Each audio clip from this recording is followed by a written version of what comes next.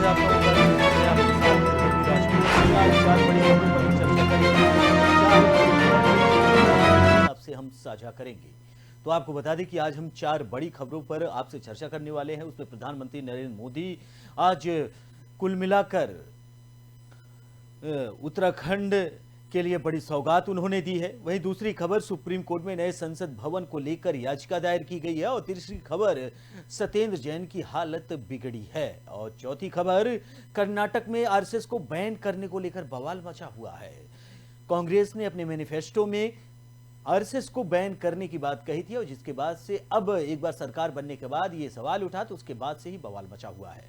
तो आज इन्हीं चार बड़ी खबरों पर हम चर्चा करेंगे। तो आपको बता दें कि पहली जो खबर है, पीएम मोदी ने उत्तराखंड को बड़ी सौगात दी है और सुप्रीम कोर्ट में नए संसद भवन को लेकर याचिका दायर की गई है। यानी कि जो नए संसद भवन को लेकर विपक्षी दल बाइकॉट कर रहे हैं, उन्होंने पूरी तरीके से सुप्रीम कोर्ट में एक याचिका दायर की है जिसमें उनकी मांग है कि नए संसद भवन का उद्घाटन राष्ट्रपति के हाथों होना चाहिए। फिलहाल आपको बताएंगे कि आखिर क्या कुछ राजनीतिक गतिविधियां हैं और इस पर क्या किसका और कौन सी पार्टी बाइकॉट कर रही है और कौन सी पार्टी समर्थन कर रही है और कौन सी पार्टी उद्घाटन समारोह में पहुंच रही है। फिलहाल जो तीसरी खबर है, सत्येंद्र जैन की तबीयत खराब हो गई है। सत्येंद्र जैन बाथरूम में अचानक गिर गए। बताया जा रहा है कि उनके रीढ़ की हड्डी में प्रॉब्लम है। फिलहाल आपको इस खबर से भी रूबरू कराएंगे कि आखिर सत्येंद्र जैन की हालत खराब है, उन्हें जमानत क्यों नहीं मिल रही है और तमाम चीजें जो हैं इससे जुड़ी हुई वो चीजें भी आपसे हम साझा करने की पूरी कोशिश करेंगे। कर्नाटक में आरएसएस को बैन करने को लेकर बवाल है। कर्नाटक विधानसभा चुनाव के दौरान जब कांग्रेस और बीजेपी ने अपनी मैनिफेस्टो जारी किया था तो उसी समय कांग्रेस ने अपने मैनिफेस्टो में यह शामिल किया था कि जैसे पीएफआई पर बैन लगा है वैसे ही बजरंग दल पर बैन लगाया जाएगा। उसी को लेकर अब एक बार फिर से कर्नाटक में बवाल मचा हुआ है। कर्नाटक के कांग्रेस के नेताओं ने पूरी तरीके से अब ये चीज साफ किया है कि कोई भी संगठन हो, अगर आपराधिक गतिविधियों में संलिप्त पाया जाएगा और समाज में नफरत पैदा करेगा तो उसे पूरी तरीके से बैन किया जाएगा। लेकिन अब सवाल कई खड़े हो रहे हैं। वहीं भारतीय जनता पार्टी ने बजरंग दल को बैन करने के बाद से ही प्रधानमंत्री नरेंद्र मोदी कर्नाटक चुनाव में प्रचार के दौरान बजरंग बली का नारा दिया था। उन्होंने कहा कि बजरंग बली की सेना को बैन करने की बात कही गई है। तो तमाम मुद्दे थे और तमाम बातों को लेकर तमाम बीजेपी और कांग्रेस में आरोप प्रत्यारोप का दौर शुरू हुआ था। लेकिन चुनाव हुआ और चुनाव के बाद कांग्रेस ने भारी जीत दर्ज की और कांग्रेस की तरफ से सिद्धारमैया को मुख्यमंत्री और deputy CM DK Shivakumar को बनाया गया। उसके बाद फिर से जब कांग्रेस का गठन हो गया, पूरी तरीके से सरकार का मंत्रिमंडल का गठन हो गया, तो अभी इस चीज की मांगे उठने लगी जिसको लेकर कांग्रेस ने एक बार फिर से पूरी सफाई दी है। तो यानी कि आज इन्हीं चार बड़ी खबरों पर हम चर्चा करेंगे। आपको बता दें कि प्रधानमंत्री नरेंद्र मोदी ने वंदे भारत ट्रेन की सौगात दी है उत्तराखंड को, जो देहरादून से नई दिल्ली चलेगी। लोगों के लिए आने जाने में सुविधा होगी और लोग इसका फायदा भी उठा पाएंगे। आपको बता दें कि वंदे भारत ट्रेन की जो टिकट है वो शताब्दी से कहीं कुछ ज्यादा है, लेकिन अब लोग कम समय में देहरादून से दिल्ली का सफर कर पाएंगे, जहां लोग सड़क के माध्यम से या फिर अन्य ट्रेनों के द्वारा जहां कई घंटे लगते थे वहां उनमें अब उनके समय में बचत होगी। तो आपको बता दें, वही सुप्रीम कोर्ट में नए संसद भवन को लेकर याचिका दायर की गई है।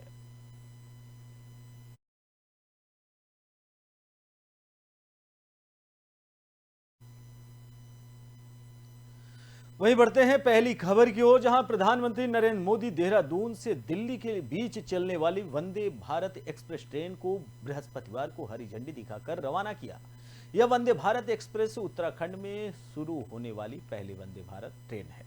बता दें कि इस वंदे भारत एक्सप्रेस ट्रेन का निर्माण स्वदेश की तर्ज पर किया गया है और यह एक कवच तकनीक सहित उन्नत सुरक्षा सुविधाओं से पूरी तरीके से लैस है। जानकारी के लिए बता दें कि देहरादून दिल्ली वंदे भारत ट्रेन 28 मई से नियमित रूप से चलने वाली है। इस ट्रेन के चलते ही देहरादून और दिल्ली के बीच ट्रेवल टाइम, यानी कि जो टाइम लगता था वो पूरी तरीके से कम हो जाएगा। वंदे भारत ट्रेन 4 घंटे 45 मिनट में देहरादून से दिल्ली के बीच दूरी तय करने वाली है।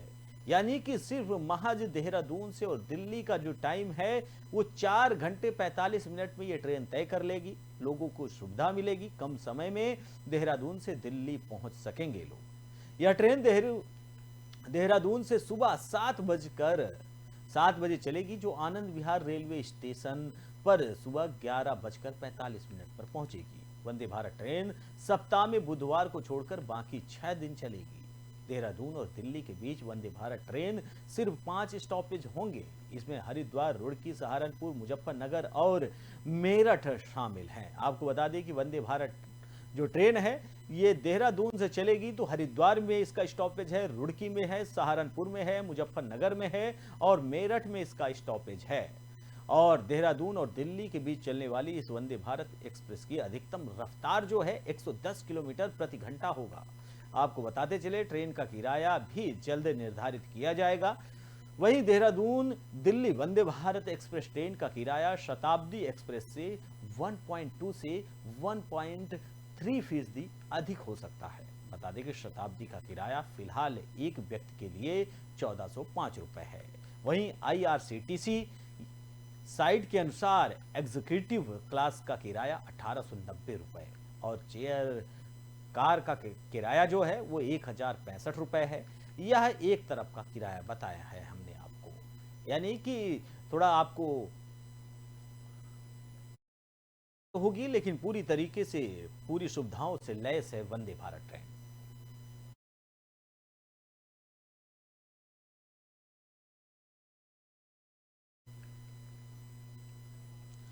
बढ़ते हैं अगली खबर की ओर, जहां संसद के नए भवन के उद्घाटन पर विवाद थम नहीं रहा। कुल 40 पार्टियों में से कांग्रेस समेत 20 विपक्षी पार्टियों ने इसके बहिष्कार का ऐलान किया है। उधर भाजपा समेत 17 पार्टियों ने सरकार के न्योते को स्वीकार किया है।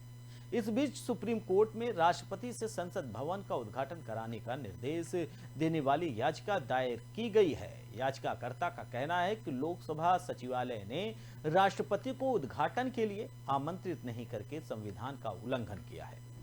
विपक्ष का कहना है कि राष्ट्रपति द्रौपदी मुर्मू को दरकिनार कर प्रधानमंत्री से इसका उद्घाटन कराने का जो निर्णय है न केवल गंभीर अपमान है बल्कि यह लोकतंत्र पर भी सीधा हमला है। बुधवार को विपक्षी दलों के संयुक्त बयान में कहा गया कि इस सरकार में संसद से लोकतंत्र की आत्मा को निकाल दिया गया है। ऐसे में नए भवन का कोई मतलब नहीं है।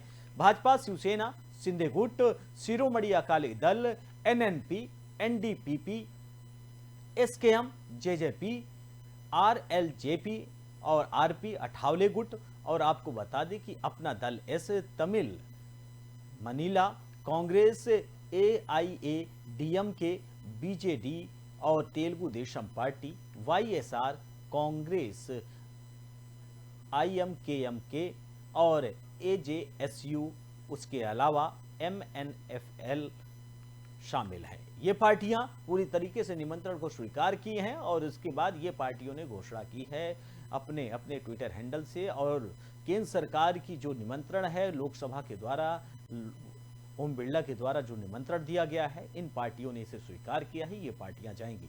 वहीं कुछ अन्य पार्टियां हैं जो विरोध कर रही हैं, जो पूरी तरीके से बाइकआउट किए हैं। उनके भी नाम आपको बताते चले हम। कांग्रेस, तृणमूल कांग्रेस, DMK, आम आदमी पार्टी, शिवसेना उद्धव गुट, Samajwadi party, Rajad, CPI, JMM, Kerala Congress Mani और VCK, Ralod, Rakpa, JDU, CPI-M और IUML, National Conference, RSP, AIMIM और MDMKL ये विरोध करने में पूरी तरीके से लगी हुई हैं। वहीं लोकसभा में आपको बता दें कि कुल 143 सदस्य हैं और राज्यसभा में 91 सदस्य हैं।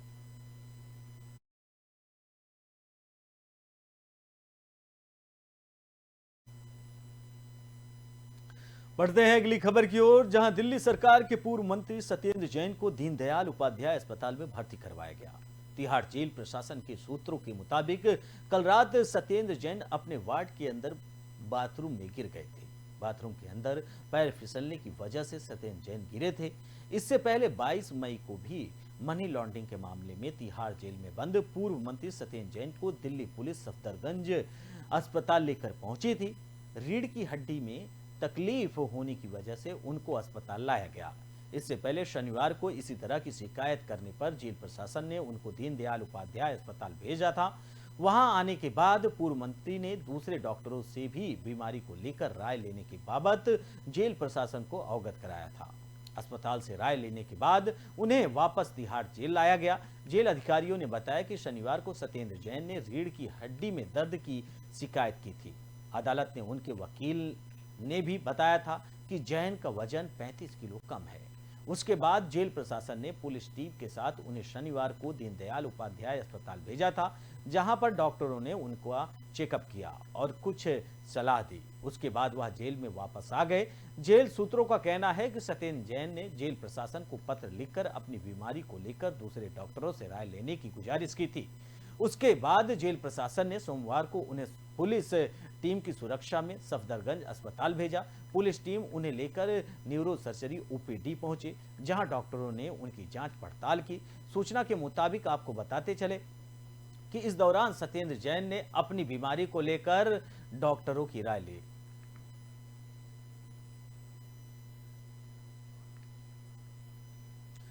वहीं आपको बता दें कि इस खबर पर अधिक जानकारी के लिए हमारे साथ चर्चा करने के लिए उमा सिसोदिया, जो कि आम आदमी पार्टी की नेता है, हमारे साथ जुड़ गई। उमा जी, आपका बहुत बहुत स्वागत है। सवाल वही कि सत्येंद्र जैन को लेकर जिस तरीके से ईडी सीबीआई की जांच है, फिलहाल वो पूरी होने का नाम नहीं ले रही। लगातार उनकी तबीयत बिगड़ रही है और उसके बावजूद भी उन्हें रिलीफ नहीं मिल रहा। फिलहाल क्या कुछ कहेंगी आप? देखिए, इंग्लिश में कहावत होती है, everything is fair in love and war. ये राजनीति है, ये युद्ध है, ये धर्म युद्ध है जो आम आदमी पार्टियों के बीच इस समय एक दूसरे के आमने सामने लड़ रहे हैं। आज की तारीख में क्योंकि शासन मोदी जी का है, सत्ता पूरे देश में 303 सांसदों के साथ मोदी जी है और घोषित आपातकाल पूरे देश में लागू है, तो जो भी मोदी जी कर रहे हैं वो राजनीति के नियमों से कहा जाए तो बिल्कुल सही है। राजनीति में आप अपने विरोधी को नीचे गिराने के लिए आप साम दाम दंड भेद हर चीज का प्रयोग करते हैं, तो वही राजनीति के पाठ इस समय मोदी जी पूरे देश को पढ़ा रहे हैं कि किस तरीके से विपक्षी नेताओं को बिना किसी आरोप के, बिना किसी प्रूफ के, बिना किसी सजा के, बिना किसी आरोप पत्र दाखिल हुए, चार्ज से दाखिल हुए उसको जेल में पूछा जा सकता है। ये आज पूरा देश देख रहा है। लेकिन मैं राजनीति करते हुए भी मैं इतना जरूर आग्रह करना चाहूंगी कि मानवता मत छोड़िए। कम से कम मानवता तो ऐसा, मतलब राजनीति आप ठीक है, हम लोग भी राजनीति के हैं, आप भी हैं। कभी हमारा पलटा खाली होगा, कभी बीजेपी का पलटा खाली होगा, कभी अरविंद केजरीवाल की कहीं पर जनता के सामने अच्छा करेंगे तो हो सकता है मोदी जी भी करेंगे, राजनीति है। लेकिन मानवता, इस समय जो कुछ भी आज हो रहा है ये मानवता को संसार करने वाली राजनीति है। एक व्यक्ति जो बीमार है, एक व्यक्ति जिसको चोट लगी है, एक व्यक्ति जिसने दिल्ली में इतने सरकारी अस्पताल बनाए, इतने महिला क्लिनिक बनाए, सरकारी सेवाओं को जिन्होंने जनता के ऊपर इतना पैसा खर्च किया कि पूरे विश्व में गंगा बजा दिल्ली की सरकारी सेवाओं का, आज वो व्यक्ति अपने इलाज के लिए तरस रहा है, तो ये घोर अमानवता का कदम है। ये राजनीति नहीं है, ये पर्सनल दुश्मनी जैसा फील होता है। बिल्कुल उमा जी, बिल्कुल बिल्कुल बिल्कुल आपकी बातों से पूरी तरीके से, लेकिन कम से कम मानवता को जिंदा रखिए। बिल्कुल आपकी बातों से पूरी तरीके से हम सहमत हैं। लेकिन सवाल यह है कि सत्येंद्र जैन को आज बखूबी कई महीने हो गए, अगर हम कहें तो साल भी हो गया है, लेकिन उसके बावजूद भी उनके ऊपर जो ईडी और सीबीआई की जो इंक्वायरी है वो लगातार कम नहीं हो रही। क्या आपको लगता है कि ईडी और सीबीआई की जो इंक्वायरी है जिस तरीके से चलना चाहिए, अगर वो पूरी तरीके से दोषी हैं तो वो भी अभी क्लियर नहीं हो पा रहा है कि वो किस मामले में दोषी हैं? और वो जो शराब घोटाले को लेकर शराब जो स्कीम बनाई गई थी आम आदमी पार्टी की तरफ से, उसमें हेर फेर को लेकर, लेकिन हमारा जो महत्वपूर्ण सवाल है कि उनके स्वास्थ्य को लेकर क्या आपकी तरफ से, आम आदमी पार्टी की तरफ से क्या कोई सुप्रीम कोर्ट में याचिका दी गई और जिसके बाद ये गुजारिश की गई कि नहीं उनकी सेहत खराब है? क्योंकि सवाल ये 35 किलो वजन उनका कम हुआ है। उनके जो सलाहकार हैं, जो डॉक्टर हैं, उन्होंने ये बताया। उसके बाद टीवी स्क्रीन पर जो खबरें आ रही हैं और जो उनकी तस्वीर आ रही, वाकई दिल को झकझोरने वाली है। देखिए, हमारे देश का संविधान फांसी के सजा याफ्ता मुजरिमों को भी सुविधा देता है कि अगर वो बीमार है, अगर उनको प्रॉब्लम है तो उनको भी अस्पताल ले जाया जाए, चाहे उनको फांसी की सजा डिक्लेयर हो चुकी है। जब तक उनको फांसी नहीं दी जाती, यहाँ तक कि जब फांसी दी जाती है उससे पहले भी मेडिकल चेकअप कराया जाता है कि कहीं कोई प्रॉब्लम तो नहीं है। तो मैं पूछना चाहती हूँ, क्या सत्येंद्र जैन जी इतने बड़े अपराधी हैं? क्या आज आप मतलब बिल्कुल आप राजनीति को एकदम पर्सनल लेकर चल रहे हैं कि एक व्यक्ति बीमार है तो भी आप उसको छोड़ने के लिए तैयार नहीं, जबकि उनके ऊपर कोई आरोप अब तक नहीं है, कोई चार्जशीट अब तक नहीं है। आपने सिर्फ ईडी और सीबीआई की जो पावर है उसको गलत उसको करते हुए, उसको मिसयूज करते हुए आपने इस केस के अंदर लिखा हुआ है।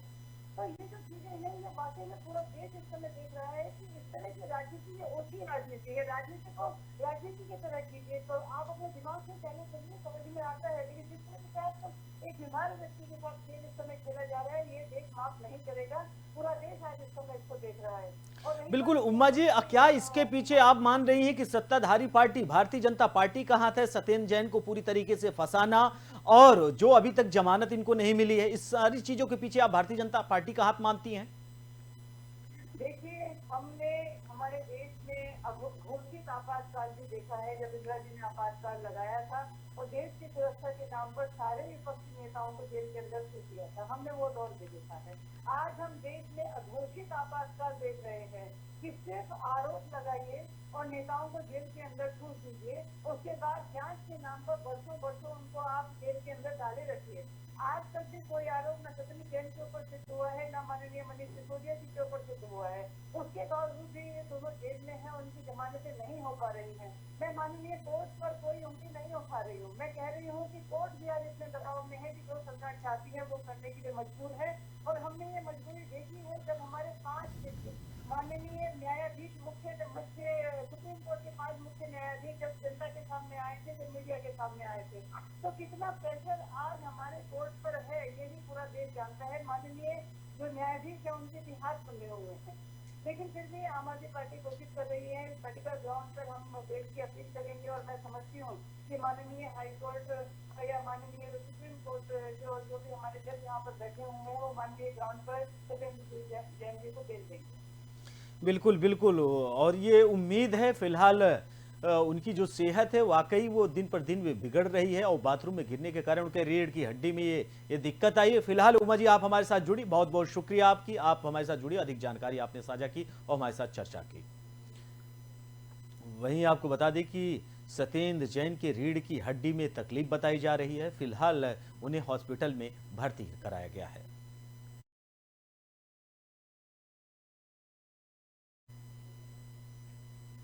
बढ़ते हैं अगली खबर की ओर, जहां कर्नाटक में कांग्रेस पार्टी की अगुवाई वाली सरकार आने के बाद अब बजरंग दल और पीएफआई पर प्रतिबंध लगाने वाली आदि को लेकर अभी से सवाल खड़े होने लगे हैं। कर्नाटक की सिद्धारमैया सरकार में मंत्री बनाए गए प्रियांक खाड़गे से हिसाब प्रतिबंध और हटाने को लेकर भी सवाल किए गए, जिस पर उन्होंने बड़े ही सधे हुए तरीके से जवाब दिया।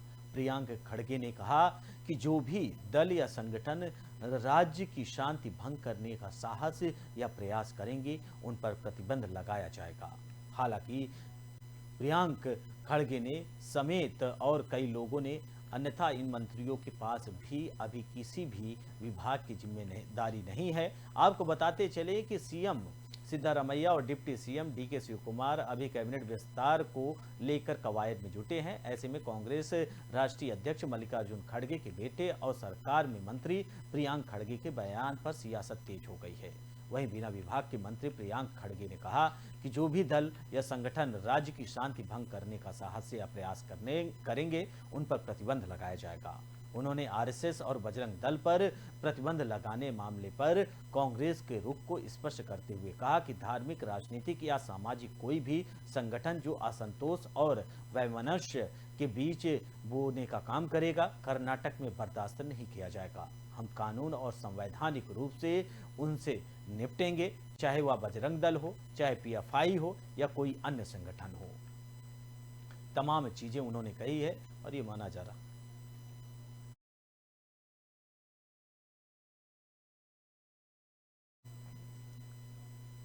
फिलहाल इस बुलेटिन में हमारे साथ इतना ही। बाकी देश दुनिया की तमाम बड़ी खबरों से जुड़ने के लिए देखते रहिए ओंकार न्यूज। नमस्कार।